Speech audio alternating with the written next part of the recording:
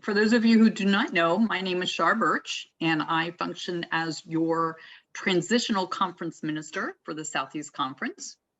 And Heather, there she is, Fosberg is our associate conference minister, and who is, I'll tell everybody, who is actually in 2 different meetings today. And she knows how to do that. I do not. And our presenter this evening is Sam Harrelson. And Sam, I'm just going to go ahead and start. So Sam, if you can just tell us a little bit about yourself, and then I'm going to let other people introduce themselves so you know who's on here. Okay, great. Yeah, Sam Harrelson. I'm in the religious world, I'm ordained Baptist. Was part of the Cooperative Baptist side of things. Mariana Harrelson is my partner, and she's pastor at Garden of Grace, UCC here in Columbia, South Carolina. My day-to-day job is, however, running a marketing agency, which I've done since about 2012 now. I worked for years and years in both teaching and marketing, but decided in 2012 to cash out from working at Google and those types of places to do our own thing. And we work primarily with nonprofits, community organizations, religious groups, people that are doing great stuff here in the Carolinas and in the region. So it's small and intentionally focused on working with people doing great things. That sounds like fun. Working with people doing great things. I do that all the time. Right. No, it is. And here they are, right in front of us. People exactly. Doing great things. Great, thank you. John Hoover, why don't you introduce yourself? Okay, I'm John Hoover and a member of the Central United Church of Christ in Atlanta, and currently heading up 2 different teams. One is replacing our administrative system. That's been interesting. Going to a cloud-based system. And the second team is setting up streaming. We've been doing Zoom church since, COVID, March of last year. And we want to prepare for being back in church, in person, and still be able to present a live service to those people that, for whatever reason, choose to join us online. So we just got done ordering cameras and PCs, and I'll find out how good or bad a choice we made tonight, maybe. Great. Thank you. Jody. Thanks, Shar. I'm Jody Usher. I'm the moderator at Peace Church in Clemson, South Carolina. We have been meeting via Zoom for 15 months. And about 6 weeks ago, we started meeting outdoors near the building where we had met. We don't own a building. So we were meeting outdoors at a gazebo, lovely outdoor area near the building where we had met in the past. This morning, we were in that building, 2 of us from Peace Church, me and the treasurer, to hear how we would set things up to meet indoors starting next Sunday. That's our plan, to start indoors next Sunday in masks, socially distanced, singing with a pianist there. And our host building is a lifelong learning institute, Osher Lifelong Learning Institute. So they have some success doing this, and they're set up to Zoom. So we will be Zooming as well as having people meet in person. So I'm eager to hear this because I'm going to be in it come Sunday. Great. Thank you, Jody. Elise. Is it Elise? Yes, ma'am. Mm-hmm. Why don't you introduce yourself? I am Elise Morris, and I'm a member of First Congregational Church in Birmingham, Alabama. I am currently the team lead for the media worship team. So I'm just very curious on how this hybrid worship is going to turn out. So I'm just here to get good information. Great. Thank you. I love the flower in the background. Thank you. And so we have another Morris, but all I see is a V. Yes, Velda. Velda. Velda, yes. Okay. I'm from First Church, Birmingham as well. And I'm just always interested in technology. I do so much at work and been Zooming so much at work. So I just like to learn everything I can on all levels. I'm trustee board at First Church. So we probably will have some input in some parts of the planning when we look at the next level and the next steps, the next phase. So just interested in attending. And my daughter Elise said she was going to attend, so I thought I would attend as well. Great. And you brought a large flower with you also. I love those backgrounds. Great. Thank you. Simon, are you there? I am. A lot better than that snake. Jeez. I know. Hey, it's one of God's creatures. This is true. You can stay there. I am Simon Flatt, the vice moderator at United Church of Cookeville. Our moderator is on vacation and traveling, so I got elected to join the meeting. We have yet to open. We had talked about doing it for Pentecost, but ruffled some feathers, so we figured we might want to do a little more research. So that's what I'm here for. Okay. Thank you. And you all have been doing Zoom and Facebook for your services?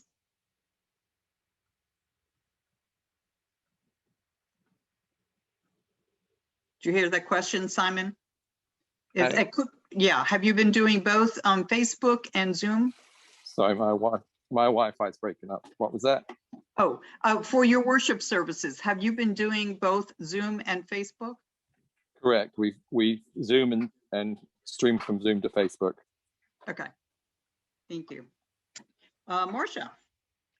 Hi, everybody. I'm Marcia Bentley, and I'm acting chair of the Commission on Ministry, and also a member of First Congregational in Birmingham. And if I had known Velda and Elise were going to be here, I could have stayed on my walk.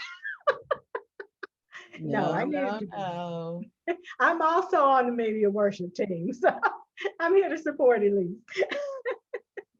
Well, you can find out at the end whether you heard the same things.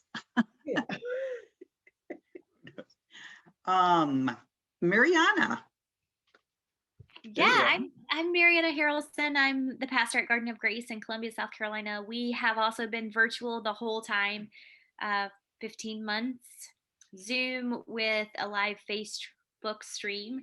And we were able to integrate those two things because of Sam's knowledge of Zoom. And also, so Garden of Grace is really the first church that I've ever tried to live stream a service. The other churches that I've served, we would record the service and then send out that recording, or either send out a DVD. I don't know if any of y'all had done that, but that was always a fun thing. So I'm really interested in how this period of time in this season that we've been through as pastors and faith leaders is going to combine into a new worship experience. So I'm excited to be here. Great. Thank you. Yes, John. I heard people talking about Zoom and streaming Zoom, and that's actually one of the things that we were interested in, because people that join on Zoom like kind of the communal feel of it, to be able to see the other members and be able to chat. And we currently record the sermon, but play it off of YouTube. So the real goal is to stream the service live inside Zoom for those people that are attending online. Okay. Yeah, that's kind of what we've Great. been thinking about doing too. Because Well, Zoom has been really good because we've been able to bring in people from other states. Sure. But it'll be And we nice don't to get lose back in the those. sanctuary. So we're here so that we can figure out how to combine. Okay, well, Sam, that gives you a little idea of who's on and where they're coming from and what they've been doing. Let me let you all know, first of all, if it's okay, we are recording this because we know that tomorrow I'm going to get an email saying, oh, I missed it. Did you record it? So as long as that's okay with all of you, we will have the recording. So Sam, I'm going to turn it over to you. All right. And let me just say first that those are great questions that we've already gotten in there, and I'm going to try to address those. We will have time at the end. I could talk about this for 3 hours. We're not going to do that tonight for your sake, not mine. But if along the way, if there are any points in the slide or in the presentation where you have a specific question or a point of entry, just let me know. Raise your hand or whatever. I'm going to be looking at my screen, so I might not see you, but don't be afraid to interrupt me. In my previous position, I was a middle school teacher, so I'm very used to people with enthusiasm and questions interrupting me about things. But Mariana found one of my favorite Willie Nelson albums the other day in like a stack of things she was cleaning out. And I was like, great, I can play this thing again, even though I've got it on Spotify and that kind of thing.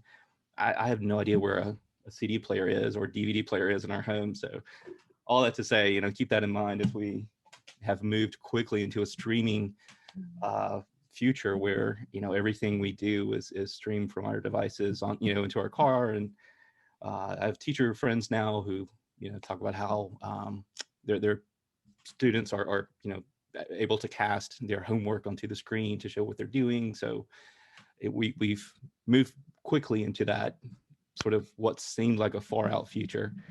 But I will say, let me share this with you 1 second.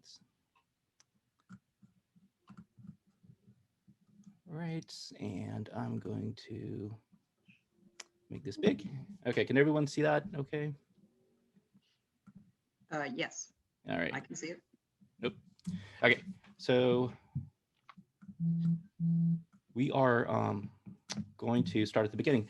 So even though this all seems new, it goes back a long time. So I will also say this is being recorded, which is fantastic. But if you want to have a copy of this, because we're going to have to go quickly, because I want to get to the Q&A part at the end. I think that's going to be the most beneficial part. If you want to go back and revisit anything that we've talked about, all you have to do is go to this link here, and this is hyperlinked. And I'm sure Shar can share this with you as well. But that's our company site, and no email capture or anything like that. You can just go there and grab that, and it looks like this. And there's that thing, and you can download it, share it, however you want to do that, in case you have other people that you need to send this to. So even though this is all new, it's very old. So this is the house church at Duriaropis, and this is a city in ancient Syria, what is now Syria, that was basically sacked and abandoned in about 256 AD or CE. And this is the earliest Christian house church that we've discovered. We have these wonderful frescoes here that have been recovered on the side. There's the earliest depiction of Jesus we have is right here. He's healing the paralytic. And then you can kind of see Peter hopping off the boat here into the Sea of Galilee. And then we have this beautiful sort of piece over what we think was a baptistry, and it has Jesus as the Good Shepherd, which is a very important image in early Christianity. But the house church idea was something that we're going to come back to here with the hybrid church model, and a couple of paths that you might take. And again, each congregation is going to have to, or is having to, figure this out yourself. So there are some congregations where using Zoom and Facebook Live or Instagram Live is a new experience. There's some who have been doing that for months or years, and then there's some who are looking at things like having a real hybrid setup where you have small group meetings that might be watching the live stream of a worship service, but meeting in person in someone's home, like our ancient ancestors did when they got together to worship Christ. So you've got a kind of a cool tie there to the historical nature of our faith. So we're not going to go in depth, I promise, but I come from a marketing background here. So I'm going to give you some things to consider, not just say, hey, you got to get on Zoom, you got to get on Facebook Live, you got to get on Instagram, and the pastor needs to do this, and you've got to have a media person doing this, and you got to have somebody doing this, because that can get really overwhelming. So my whole structure here is thinking about the planning before and the planning during and the planning with the results and what comes after. So we're going to go just through a couple of these from a marketing perspective. I know church marketing can be a iffy term for some people. I call it church marketing. You could call it content evangelism. You could call it discipleship or stewardship, or however you want to phrase that with your particular group of fellow congregants. But I always like to think of church marketing as something that is spreading the good news. I mean, Jesus was a pretty good marketer in a lot of ways. So I think you would have liked my KPI talk, and we'll talk about what KPIs mean in a minute. So we're going to talk about objectives, personas, branding, landscape, the member journey, like what does it mean to be a member of your group, content evangelism strategy, because again, church marketing is sometimes a dirty word, and then KPIs and goals, and what does it look like? What are you trying to accomplish by even thinking about having a hybrid church?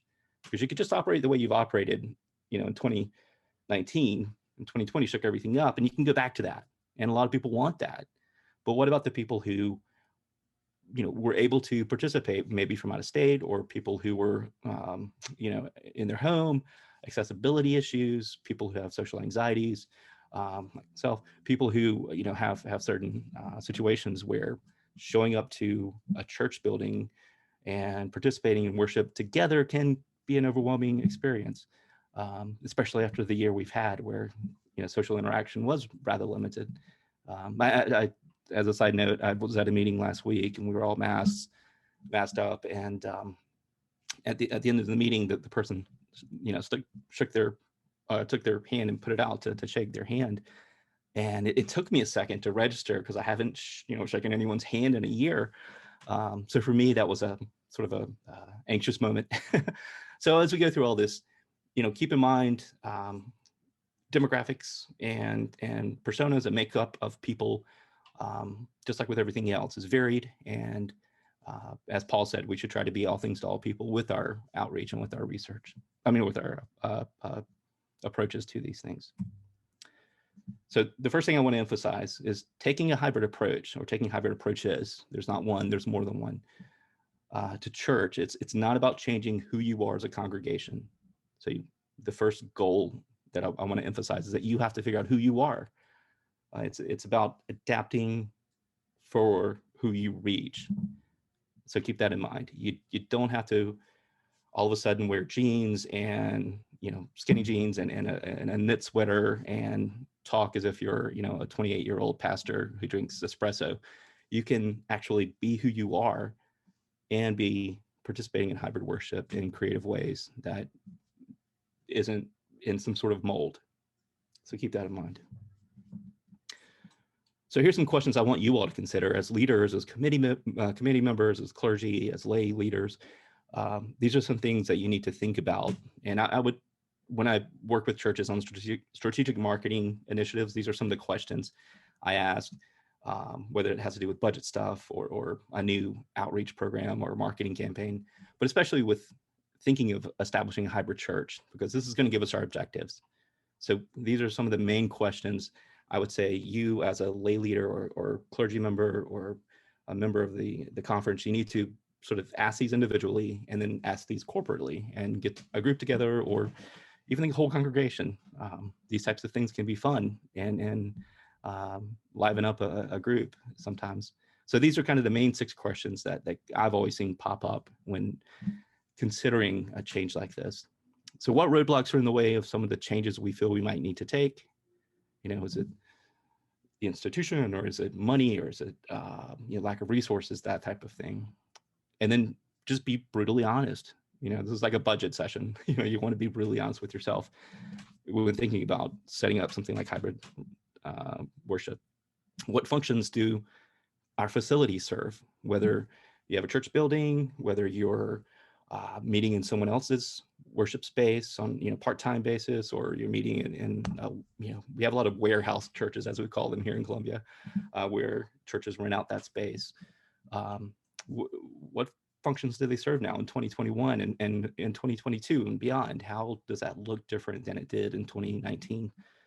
What ministries or missions or practices are holding us back in some ways? Like what are we doing that maybe isn't as effective now after or during COVID, but as we begin to see the process of the light at the end of the tunnel speak, what maybe is holding us back that we were doing that we could do differently or that we could do better?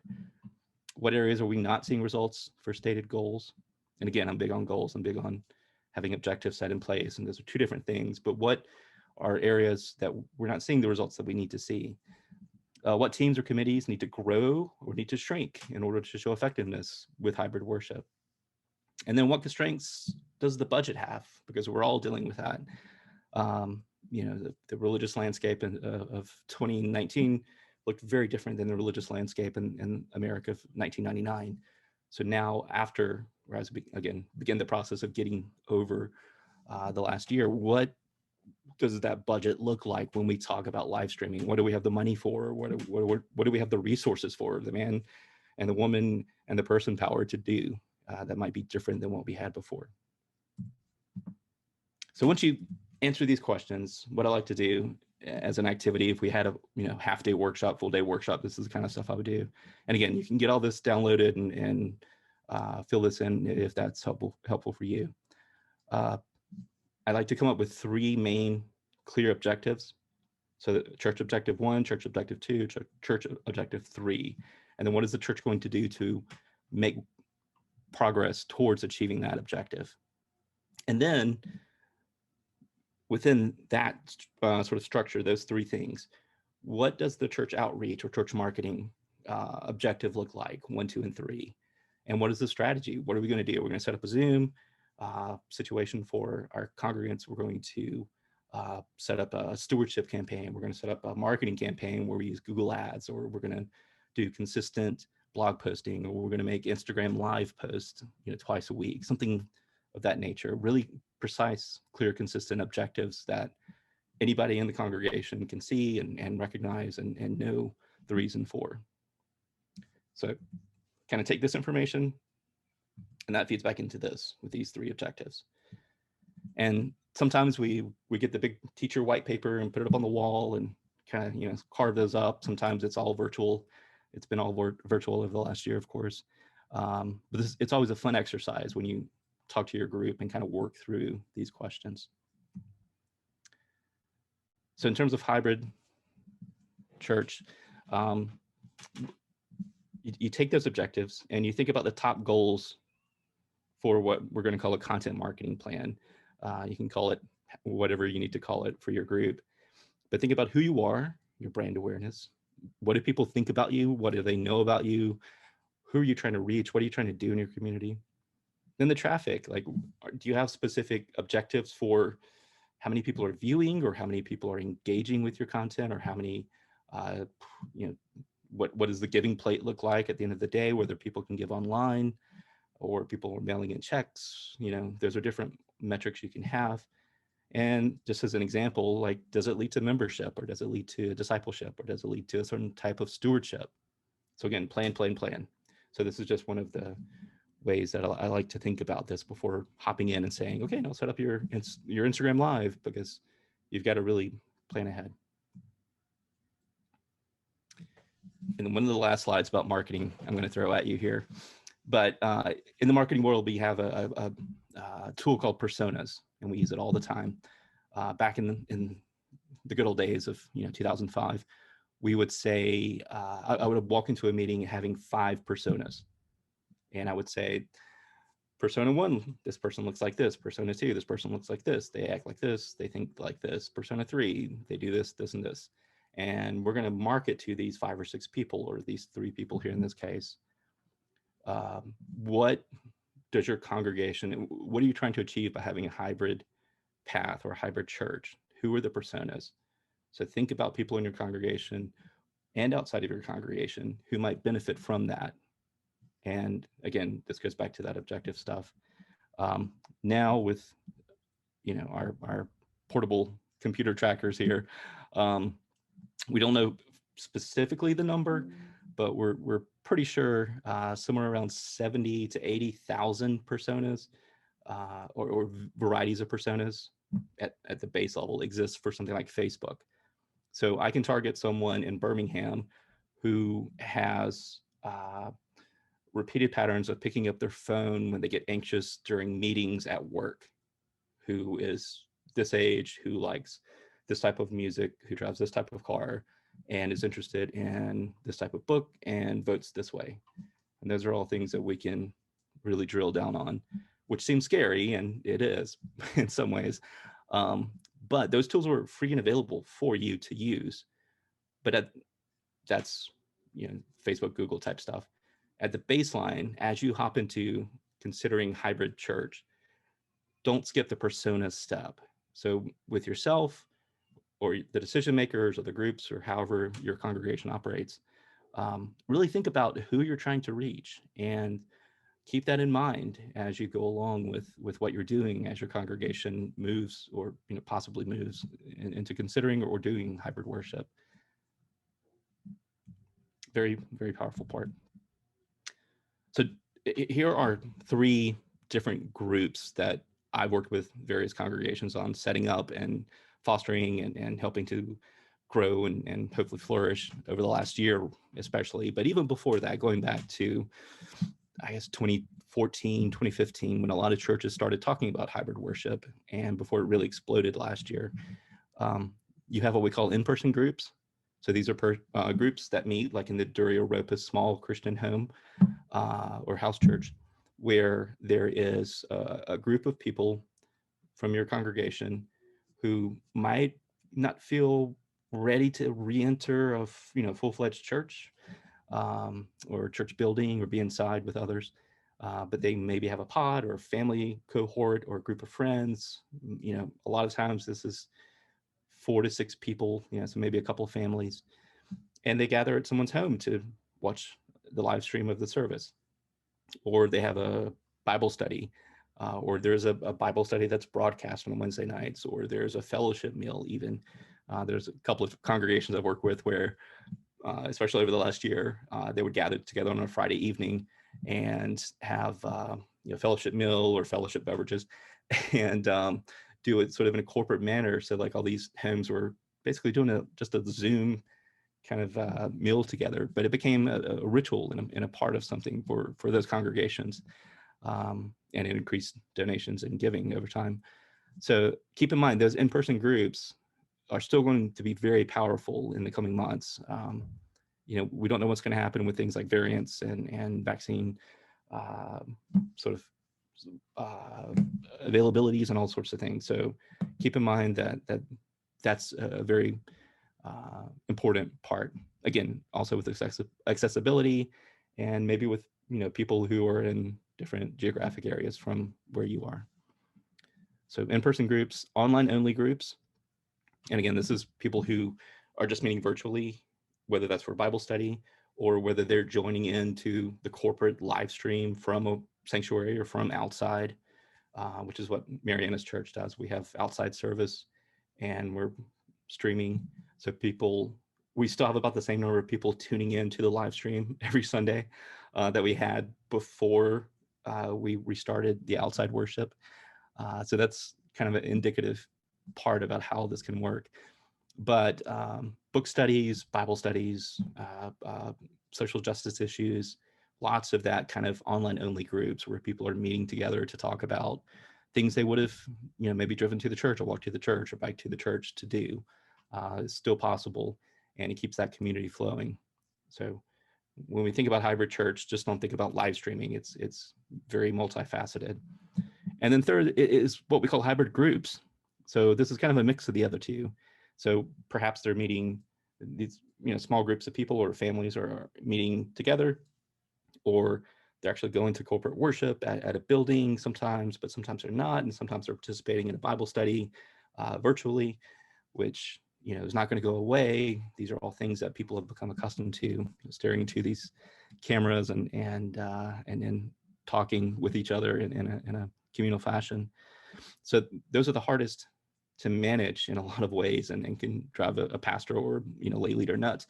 But they have sort of been the most sought out by people because we're not, there's a lot of uncertainty. We're still not sure where we're going to be or how we're going to operate in this new normal, or what that looks like. So this offers people the opportunity to participate and feel like they're part of something moving along. Okay, one more marketing slide. So we have a thing in marketing called the SWOT analysis, SWOT, not SWAT. Create a visual of the of the landscape of your community, I guess, and your church's unique position in that community. So what makes you different? And you talk about your strengths. So come up with 3 strengths, come up with 3 opportunities. So we're growing in this way. We've got this going on. We've got, a great kitchen facility or great daycare building, those types of things. What are your opportunities? And then your weaknesses, what are the institutional weaknesses? We don't have good bylaws, or our charter is out of date, or what have you. And budget's not where it should be. And then threats, like what is really threatening your church right now, your congregation right now? People aren't showing up. We're not sure when we're going to restart.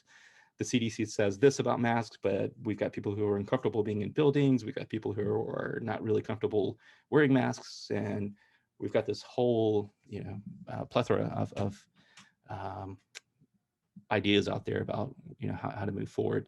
So the SWOT analysis will help us do this next thing. But again, plan, think. So this is a very helpful tool that you can use either individually as a leader or corporately as a group to come up with some real insight.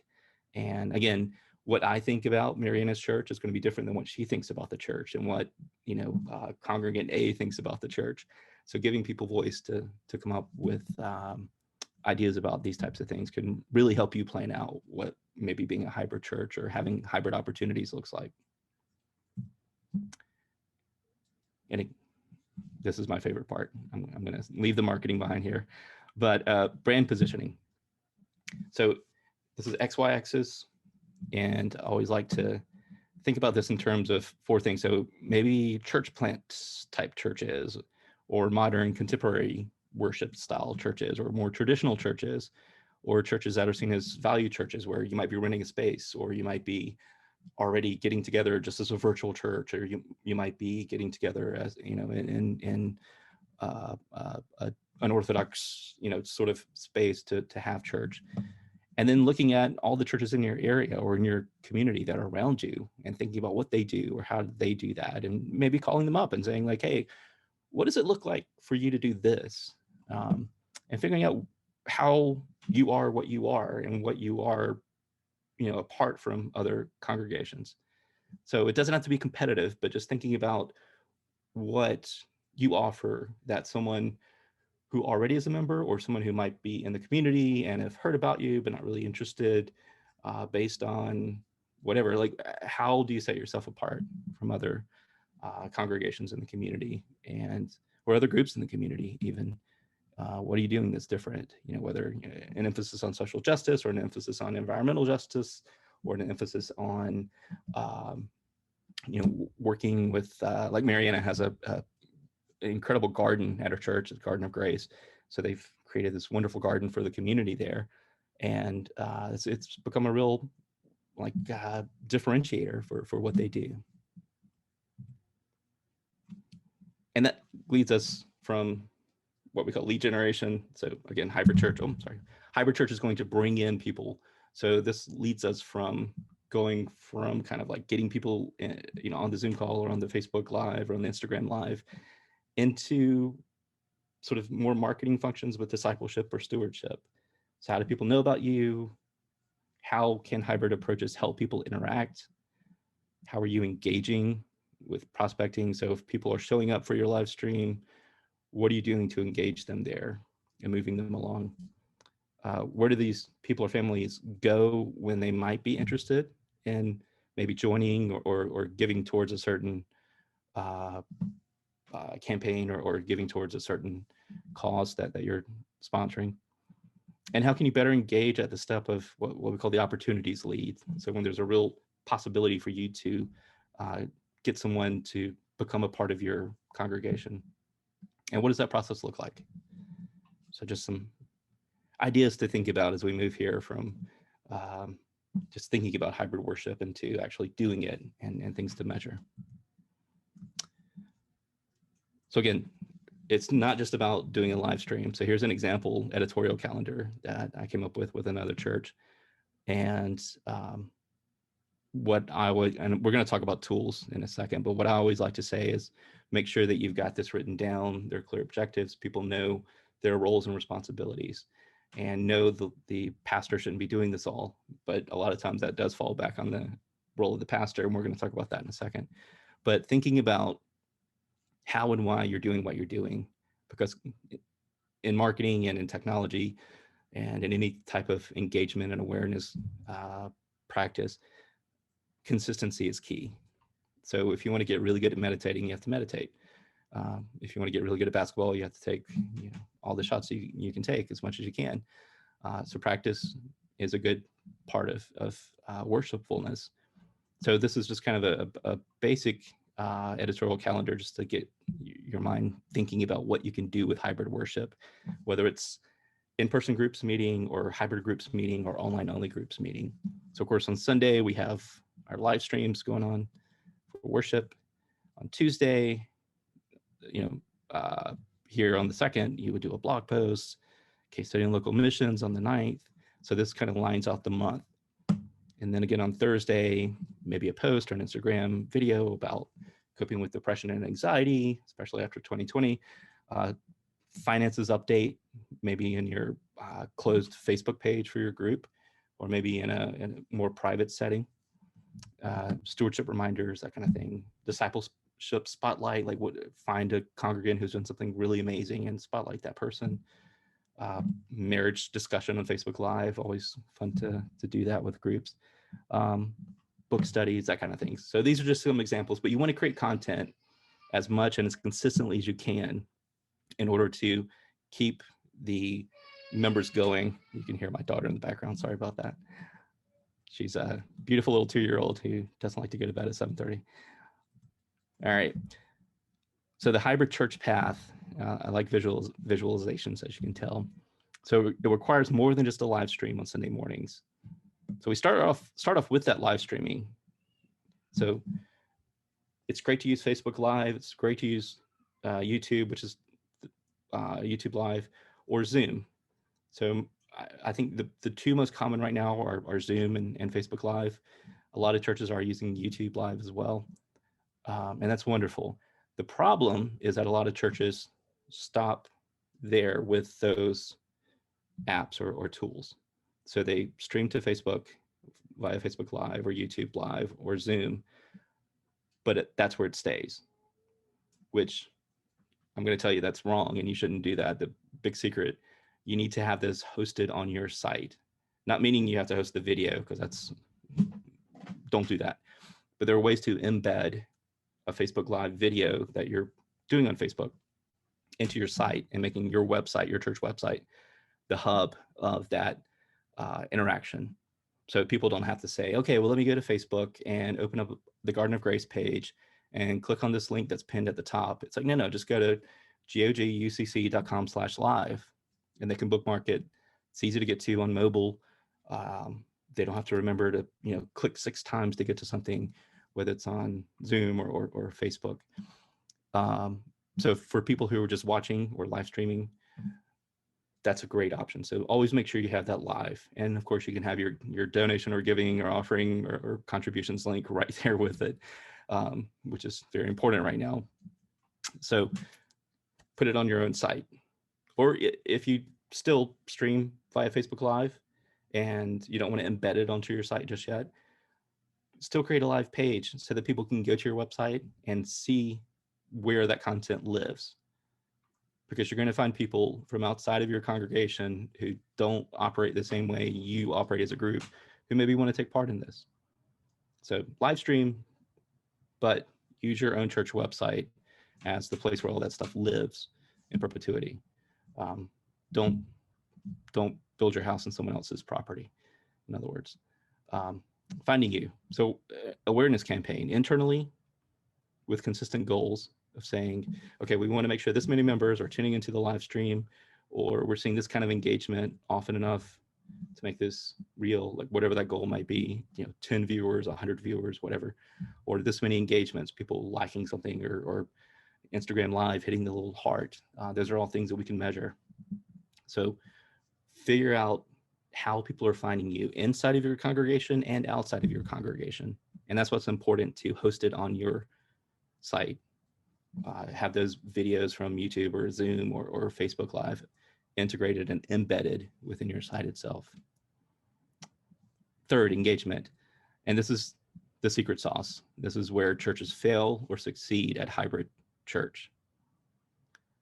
And it's not always a successful path that a lot of churches take. They do the first two things really well, and they get to this part, and it doesn't proceed. You have to reallocate teams to engage on various platforms. So again, the pastor who is doing all the sermon prep, doing all the worship work, doing being a minister, but also being a partner to one.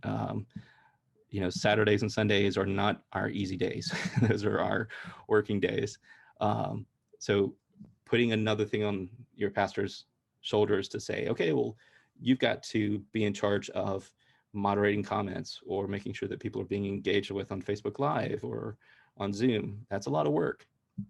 Or like Char, having to make sure that, you all, when you came in, you were waiting to get into the Zoom call, like being able to have someone on your team who previously maybe was a greeter or took up offering or did something in that regard, actually helping out with, letting people in from the waiting room or going onto Facebook, even if they're in service on Zoom or something, because you can integrate Zoom and Facebook too.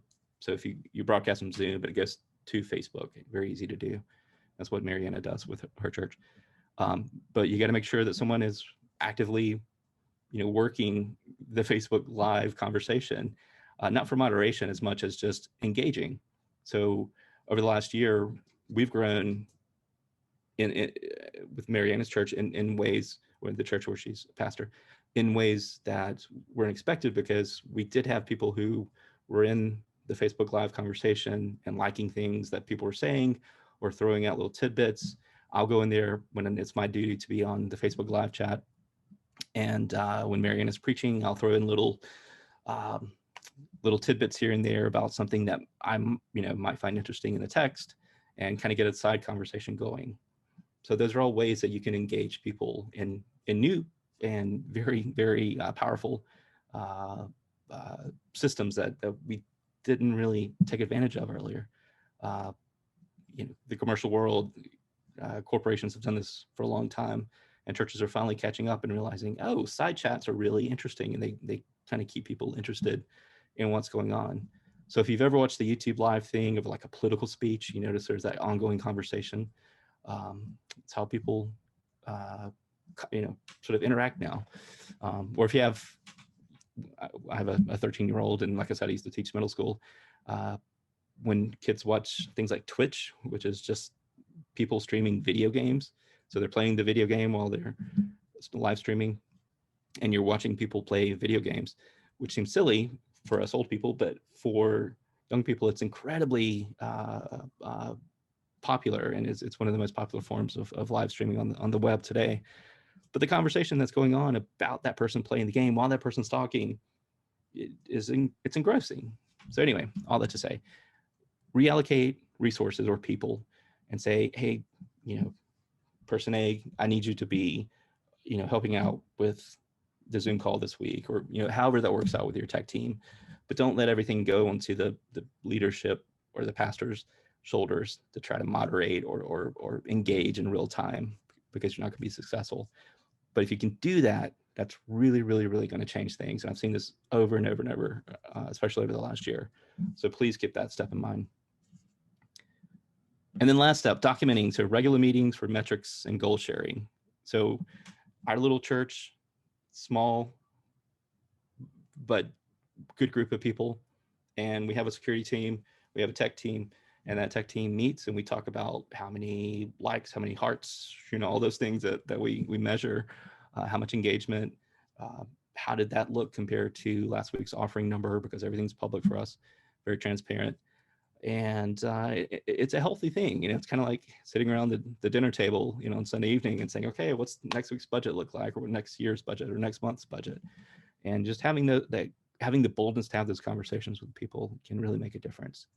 So if you're going to do the hybrid church paths, make sure you're doing each of these steps in meaningful and intentional ways, especially step 3, reallocation.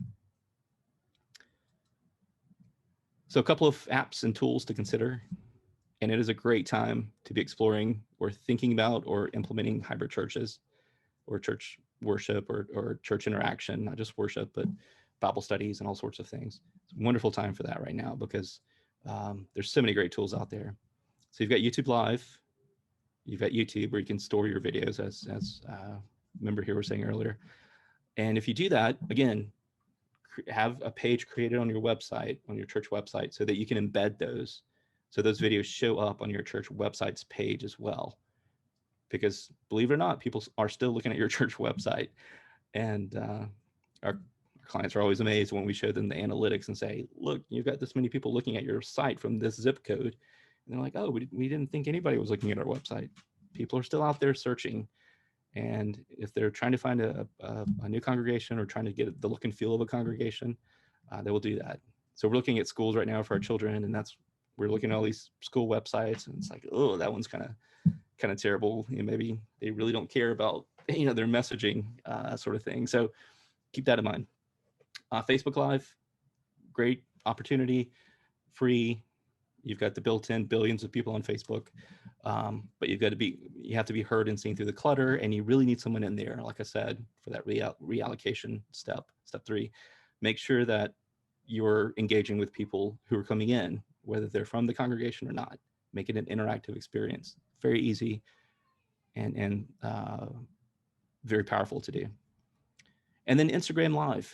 So Mariana does a great ministry with Instagram Live, which 2021 is weird when you can say sentences like that and you're not laughed out of the Zoom call. But she does a kind of a morning message and a evening kind of wrap up devotional type thing for her congregation, but it's really spread into this whole other thing where we have, our friends who aren't church people or don't go to our church, watch those and find inspiration or devotion from those. And it's a way for your congregation to see the human side of maybe the pastor or the leadership or people in the congregation. It doesn't have to be just the pastor doing all this again. But in a church like ours, it makes sense. And because people missed her voice, and a live stream on Sunday morning just wasn't there enough. So Instagram Live, very easy, very simple to set up for your church. One tip, if you do that, make sure that you set your church up. If you have a church Instagram account, set it up as a business, not a personal account. And don't just get like the nicest 16-year-old to do it. Be intentional about it. But set it up as a business account, because you get different analytics and you're able to get a lot more measurement out of what you're doing.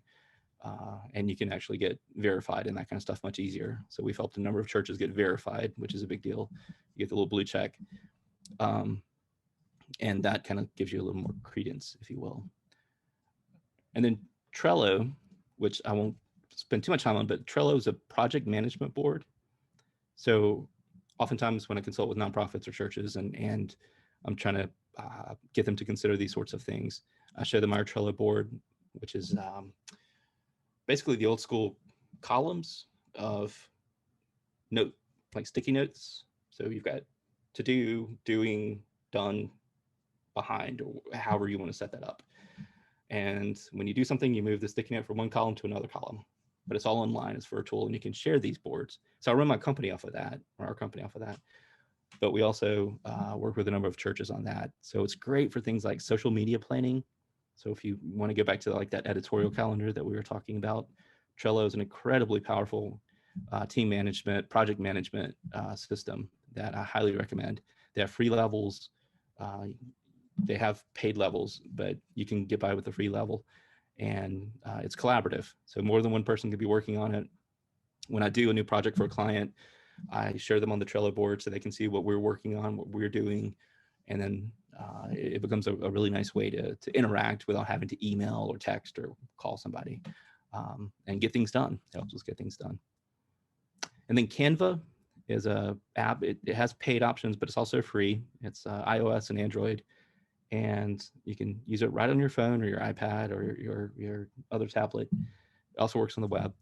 But the whole idea is it allows you to create beautiful graphics very easily. So a lot of churches we work with use it for announcements about Sunday morning or Wednesday night stuff, or about an upcoming fundraiser, that kind of thing. So it's very, very powerful stuff. Oh, I've got questions in the chat. I'll get to those 1 second as soon as I finish this. We didn't see those. I'm sorry about that. So Canva, very, very good app. Use it. It's beautiful. Saves you a lot of time. Saves you a lot of money from having to hire a graphic designer, even though don't tell my graphic designer friends that. Next is Clubhouse. Don't know if you've heard of it. It's kind of the new hot social media platform. It's right now it's only iOS, but it will be available on Android soon, they say. But it's drop-in audio. So it's like live streaming, but it's just audio, which sounds silly until you try it, because it's pretty addicting. So I've got groups I belong to for marketing and church stuff and a local group. And basically you kind of say, okay, I'm going to go live at 11 o'clock, or you just go live and people show up, and you can have it restricted so it's not public, or you can make it public.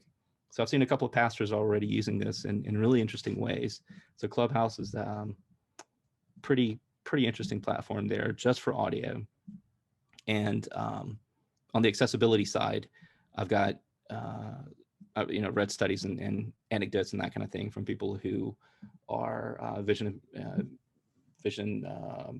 restricted or differently abled in terms of their ability to see a live stream. But Clubhouse is very friendly to people who are blind or have differently abled vision.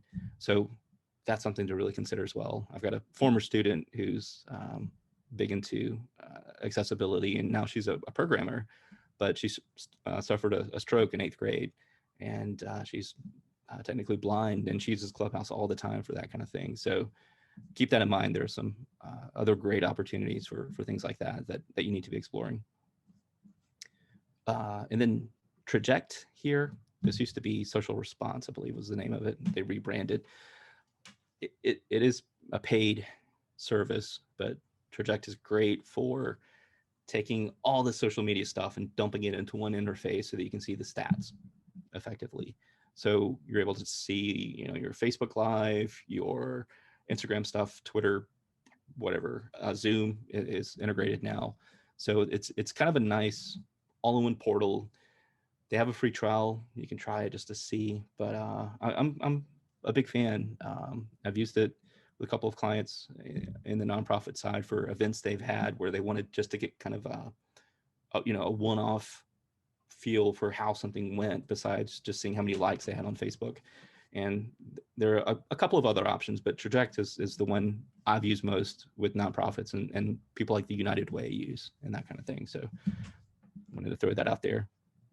StoryHeap is, again, it's a paid app. There is a free tier, I believe, but it brings in only 2 things, Instagram and Snapchat. So if your church has a Snapchat account, kudos. This brings in those metrics so that, again, you can see what's going on. You can see how many people are not just viewing your stuff, but what zip codes are coming from, what they're doing with it, are they sharing it? And that helps you in turn figure out not just like what type of content you need to be making, but it helps you figure out, like what time of day or what topics are really hitting the goals that you want to hit.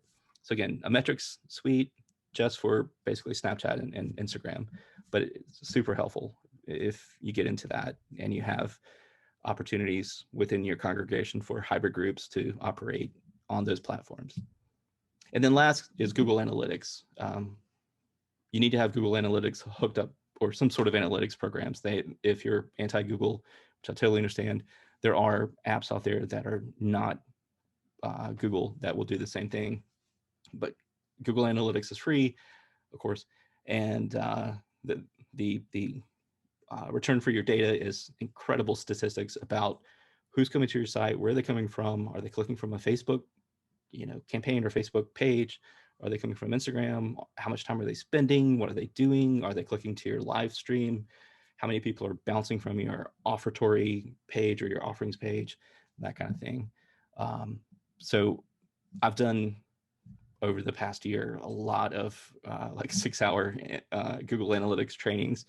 And back in the day, I worked for Google, and Google Analytics is an incredibly powerful platform that can really help you get the kind of insights that you need to go back to your board or your group of deacons or your lay leaders or your pastor and say, hey, this is the type of thing that we need to be looking at, and this is really neat that we had this kind of engagement over this issue that we raised, or this Instagram live thing that we did, that kind of thing. So before I move on, let me answer John's question here. If you need to be on many platforms, what is the balance? Is 2 or 3 good? At some point you dilute attendance. That's true. Kind of in the classic model sense, John, I would say that in the web now, yes, there is dilution because you're dealing with a controlled audience in a way. But for people outside of your audience, I know churches that broadcast on YouTube Live, Facebook Live, Instagram, Twitch, they've got like 6 streams going just from one stream. So you can do all that even with Zoom. So you could take your Zoom chat like we have here and push that out to all those outlets. That's tricky for small churches or smaller churches or churches that are still sort of transitioning into maybe a hybrid approach or just thinking about live streaming. That's way far on one end of the spectrum. And I see what you're saying. You kind of want to have that focus of being able to say, this is where we are. So that's why I would suggest something like a Zoom or a Facebook Live stream, and then put that on your website so that people who maybe don't want to necessarily comment or have to be engaged can do that as well, and people can remember that's where that is. Whereas the people that really want to get in there and comment or like and click the little heart and that kind of stuff can do that on Facebook Live.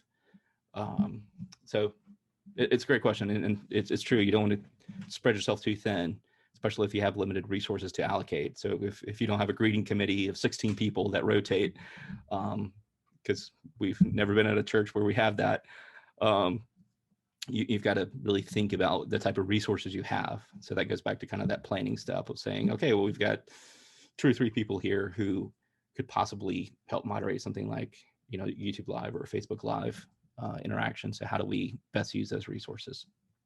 Hope that helps. Oops. Okay, so key point, reallocate resources. Again, think about who can do what and where. We're almost done. Okay, so and at the end, have your goals. Have clear stated goals that are going to be able to provide the most effectiveness. So focus your church on 2 or 3 metrics that will define the campaign or a campaign's success, and use for talks or presentations with your congregation. So make everything open. So if it's engagements or consistent engagements, whatever, and that's going to be completely custom to your congregation and the objectives that you outlined way at the beginning when we were asking those questions. And then just as a last kind of takeaway, this is called KPIs or key performance indicators in the marketing world. Do some performance tracking. So be able to say to your congregations, look, we had this many interactions or this much engagement, meaning someone interacted with you besides just liking, but including liking, but maybe like doing something on a, commenting on a Facebook Live type thing, which you can measure, and they give you stats for that. And then be able to provide those kind of key takeaways. Maybe put that in the newsletter every week. Like, hey, did you know that our live stream had this many viewers and this many, this much engagement? And then show a little graph. People love graphs. It's a very effective way to do that. So in order to help us continue to be able to offer this type of hybrid worship experience, please donate at blah, blah, blah, that kind of thing. Tied in with stewardship, because people want to see performance. And then just as an example, this is something that I did with another church, just thinking next steps. And again, being able to present this to your congregation. So we're going to set up a live stream on this date. We're going to set up Instagram Live and Facebook Live. We're going to have a page on our website for video.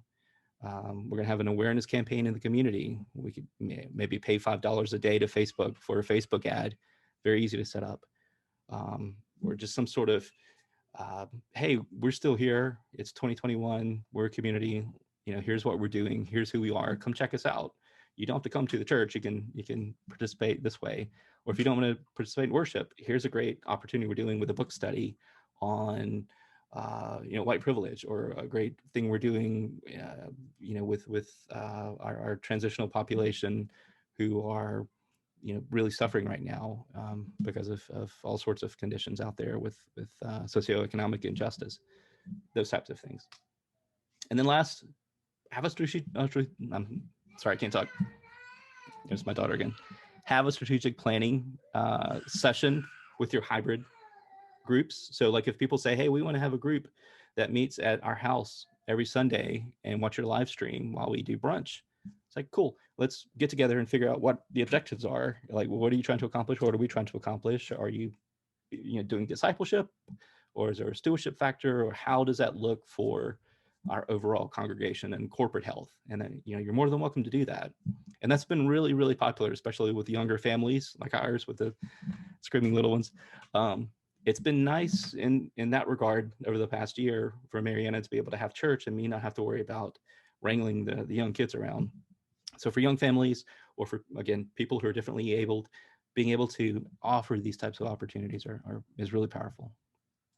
So that's my spiel. I know, I'm sorry, I went over a little bit there, Shar, but you can go to harrelson.co/hybridchurch, download this if you want, get all those worksheets, that kind of thing. And if you have any questions, that's my email address on the side. But I'd love to take any other questions y'all have, Q&A style. And I will stop sharing my screen here so you don't have to look at our logo there.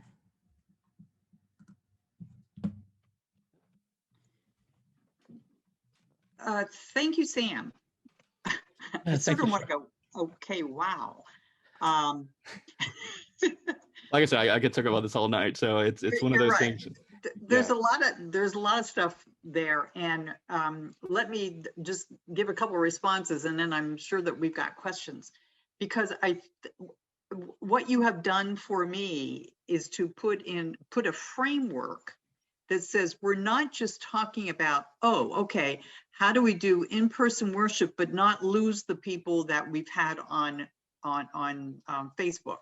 I mean, that's or on Zoom. It's sort of like, how do you not lose those people, which of course is important. And I love the whole thing about engagement. I think is really important. But to think about, even if you're if you're in-person worship, to not have people watching via Zoom or Facebook as second citizens. I mean, how do you say, yes, you're all part of the congregation? So part of us, in my mind, I'm still processing that. And what you have done is just broaden the whole thing of, this is not just about this little worship. It's really about recognizing the totality of our congregations. And I know large congregations do this all the time. For those of us who are in smaller congregations, to realize that engagement through the technology for other things other than a Sunday worship is so crucial if we really want to build up a membership and discipleship in the church. And so that's what I want to say. It's like, oh yeah, it's all part of a large strategy of how do we do church differently. And I appreciate that. So I will stop, and y'all might have some questions. I just had to say those things first. Like, yeah, thank you, Shar.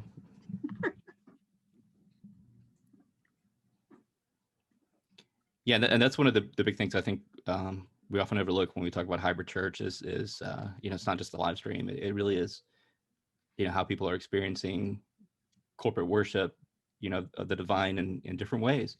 And, it's something, again, that, the social media world and the corporate world we've been doing for years. But, I think churches really woke up a lot of churches in the religious landscape woke up to that in 2020 and said, wait, we can meet our congregations where they are, or, what their situation might be, and offer that availability in new and creative ways.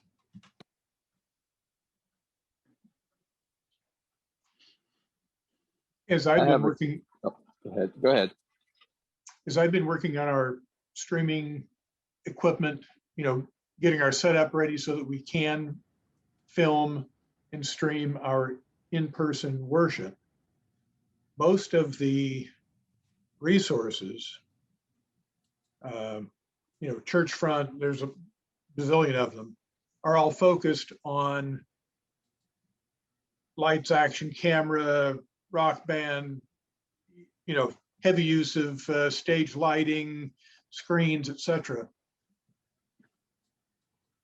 Our church is a very much more traditional church. The whole two front sides of our building are glass looking over a woods with a pipe organ console in the center, and choir and pulpit.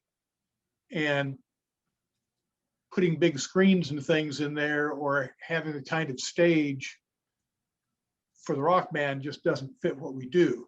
As you talk about social media in that context, you have examples where the more traditional churches have been successful, where it is a somewhat different pace of service and probably a different audience compared to the mega church with 4,000 people and 15 professionals running the show. Yeah, exactly. And I no, please don't put up screens to hide what sounds like a beautiful backdrop there. You can still make it very successful, via a streaming service without, having to worry about the guitars and the can lights going off in the background and that kind of stuff. And the way to do that is just being authentic. So it goes back to those kind of first questions I was saying, like figure out who you are and realizing that participating in a hybrid path of worship or hybrid path of church doesn't mean that you're having to change, who you are or trying to be something you're not. That leads to failure. So, being able to identify, hey, we have a traditional type of worship and our congregation is mostly this demographic and what have you, then you're able to kind of back that into what that looks like, but being able to still offer, this hybrid paths, because, the average age on Facebook is skewing older and older, and it's not getting younger and younger, and the young people are using other platforms in that regard. So, don't feel like all of social media has to be lumped into, something like, these young people here or a mega church type experience. There's so many examples of more traditional, older congregations that have done just what you were saying. And whether it's taking the pastor's iPhone and, just putting it up on a stand and streaming to Facebook, which we've done at Mariana's Church, up to, like you said, buying, nice equipment. The authenticity is the main point. So that's why, when people go on Instagram Live and they watch, Taylor Swift, or we're big Top Chef fans here, Mariana and I. So we follow all the Top Chef people and they do like cooking shows where it's just them in their kitchen in a t-shirt and they're like, hey, we're gonna cook this whole thing up. That's really interesting content, and it keeps me in the show and it keeps me watching the show, and it makes them money because then they get ad money from San Pellegrino, because they can say, yeah, this many people watch this Instagram show or Instagram Live thing that they did from their phone that was propped up on the table, and just reminding me that, oh, tonight's the night that the new Top Chef comes on. And all that stuff is done out of a sense of marketing. And I'm not saying marketing is bad or good, but when it comes to something, even in a more traditional setting, you can have that kind of authentic take where you're saying, okay, well, I'm going to stream, this quick reminder on Wednesdays about the upcoming sermon. And here I am in my pastor's study, or here I am in my home office. and I'm working on this passage and I'm thinking about this. You know, if you have any thoughts, let me know, but here's kind of what I think I'm going to say on Sunday. You know, just giving people an entry into a different style of what used to be a very controlled experience of worship, and allowing people to experience that in a different way that provides more touch points, as we call it. I hope that helps. Thank you.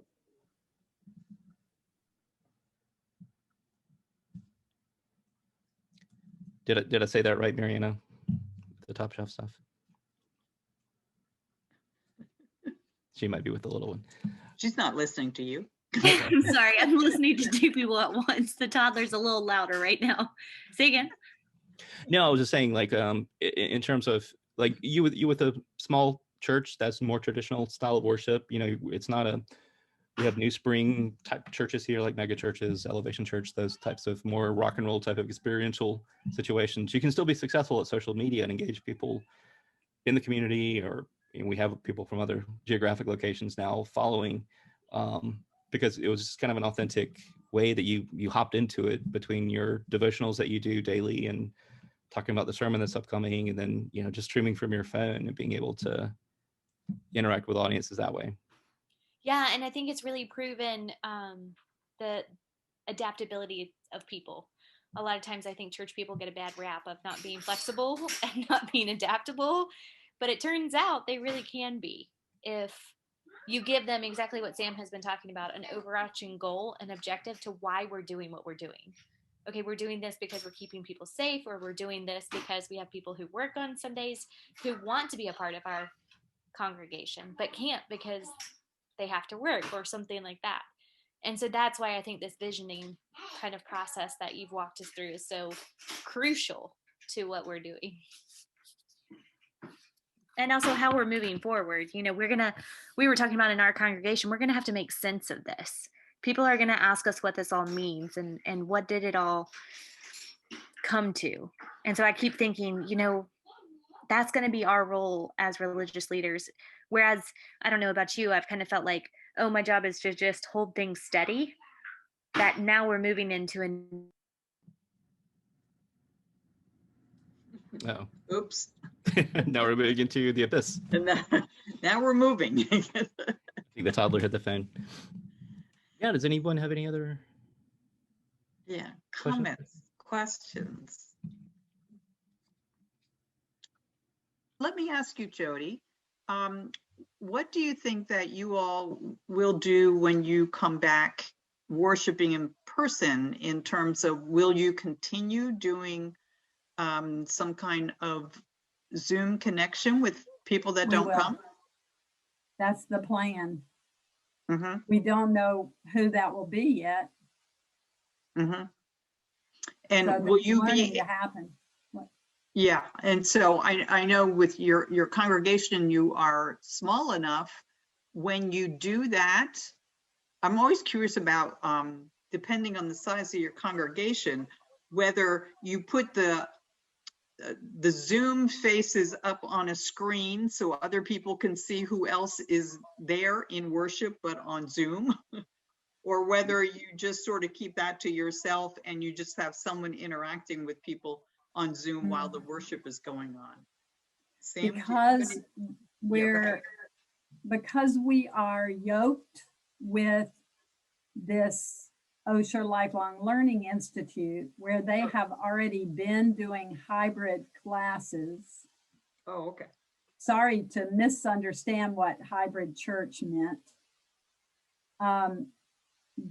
We do have and will take the option of having people on the screen who are there by Zoom and people in the room who are there in person. It's a new place for us coming Sunday. Mm-hmm. And we actually don't know what kind of tweaks will happen until we get there and do it a few times. Mm-hmm. Yeah. Mm-hmm. I mean, I did take a note. I took a note about broadcasting from Zoom to Facebook Live. When we went outside, we used Facebook Live instead of Zoom. So we were live presenting. It was recorded, but we didn't keep the recordings for more than a day. We did not keep them for long-term use. We just kept them for current uses. You know, we don't have many people thinking about this. We're just lucky to have 2 or 3.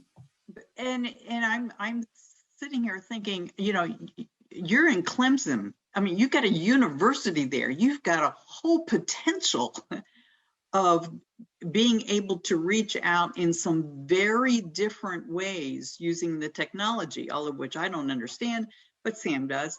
And, but, you know, to begin thinking of reaching people just through the technology part of it. I don't know, but I mean, that's what was going through my mind as you were talking about what you were doing. So sure, thank you. Yeah. And I was gonna say, Judy, when I came to Garden of Grace, they were doing Jody.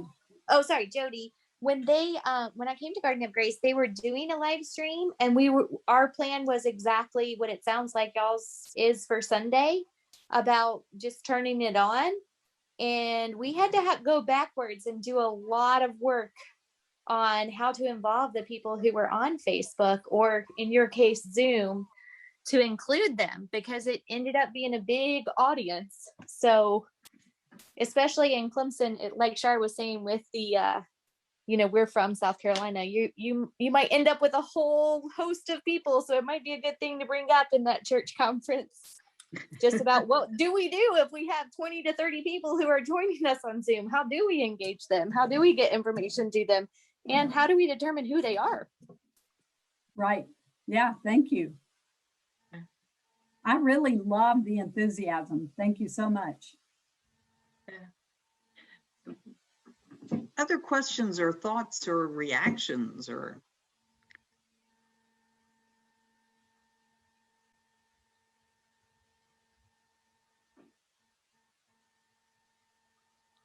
Or are we so overwhelmed that it's sort of hard to figure out what to ask?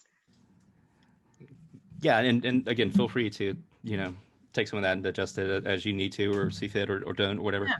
And you know, feel free to reach out if you have any questions or insights, or, you know, specifics, because like I said, we're all in different congregations, we're all dealing with different issues, but there's some commonalities in terms of thinking about the future of the church and what that looks like, you know, apart from, you know, what it looked like in the past, in the good old days, we might say. So think about.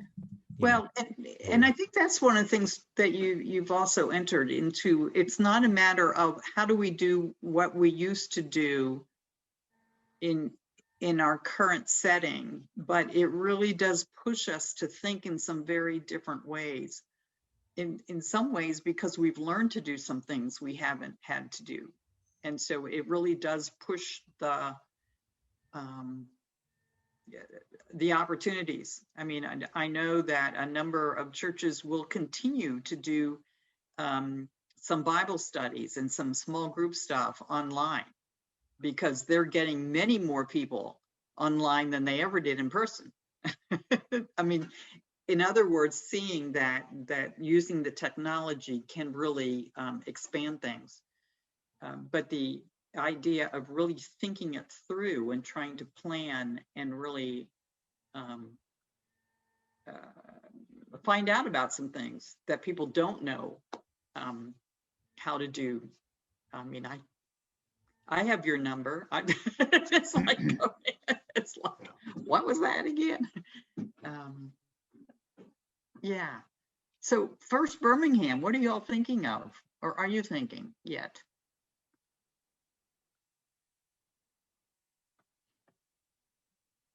I don't know if it hasn't really come up. We're still doing the church with Zoom right now, but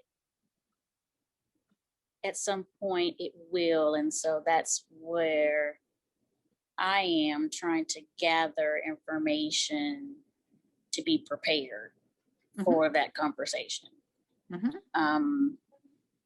I know it was a very good presentation tonight.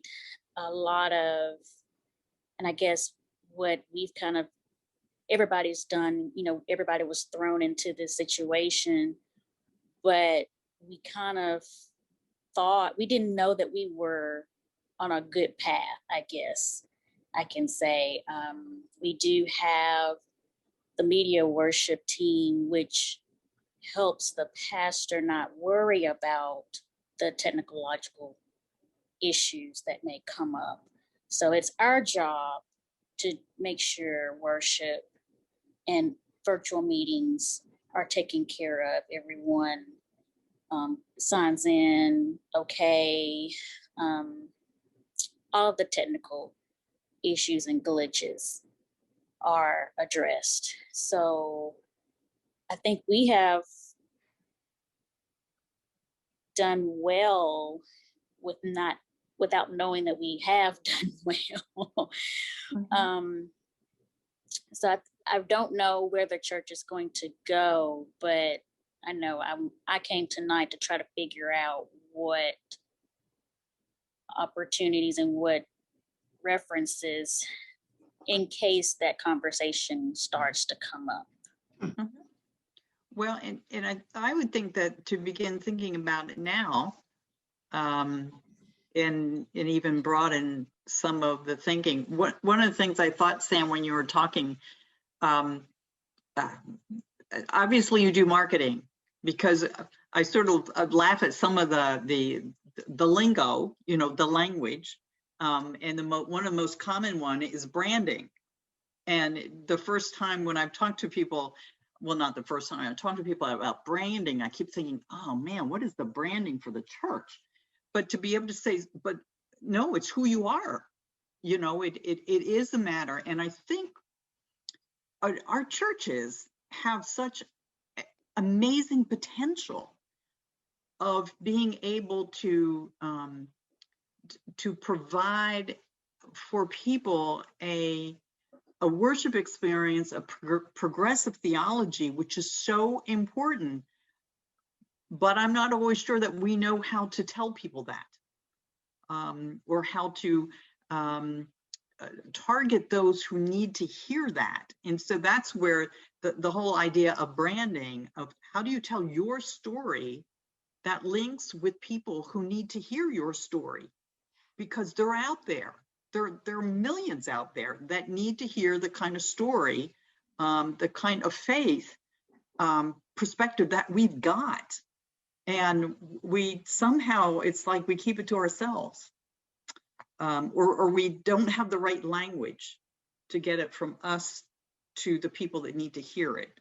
And so that's where that whole terminology of branding is so important. But I laugh every time I hear it.